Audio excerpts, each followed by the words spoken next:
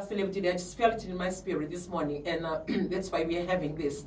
If we can pray for people that are out there, because sometimes we get so carried away with normal lives, we get so carried away as ministry leaders or as preachers, we get carried away that the families out there are normal, and we continue to encourage them moving forward.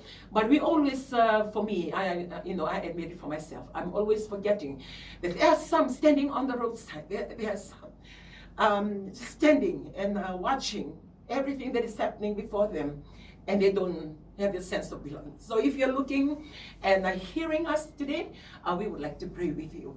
And after today's prayer, please don't ever look down on yourself, and don't ever allow the situation you've come through to define you.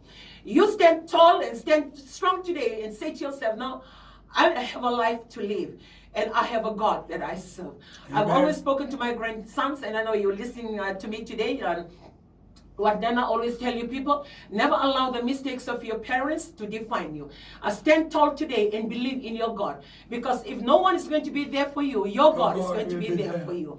And for you never ever to think in the mind, I come from a broken home, or I come from a broken family. You say it once and then it becomes a past tense. Don't ever allow that. Don't keep on saying it, because it will define you. You say it because you belong to God, because you're a child of God, and you are more than able. You are more than a conqueror, and you are more than an achiever.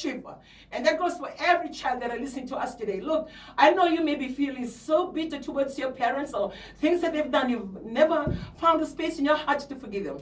Today, before we pray, I would like you to forgive them. Maybe you raise your hand and say, how can she ask that? Does she know what they have done in my life, and I really hated them and I resented them? I don't know how much pain they have inflicted in your life, and I don't know how deep it is into your heart. But the only assurance that we have, that we want to tell you, that there is a God, and his name is Jesus, and he's there for you. Your parents may not be there for you, but he's there for you. But to allow him to come and work in your life and divine intervention into your life, that can only happen when you forgive them, or when you release them from your heart.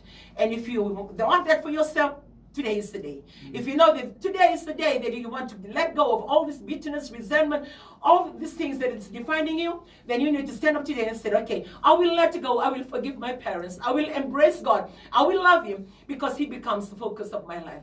You may be staying with your grandparents, or staying with your aunt, or with your uncle, or maybe with a family you don't even know, because there's just nobody to look after you. Look, this God, not only he will look after you, guide you, ordain you, he will bring about favor to your life, that even the people that are looking after you, they will love you as their child. God can do that. The love that you miss from home, he can provide that in the home that you are in, because only God can do that.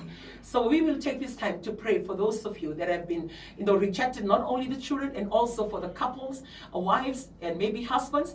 You are staying alone at home now, looking after the children, because your wife just decided that you're not for her, and decided to walk away from her responsibility and walk away with another man, or maybe vice versa for the other woman.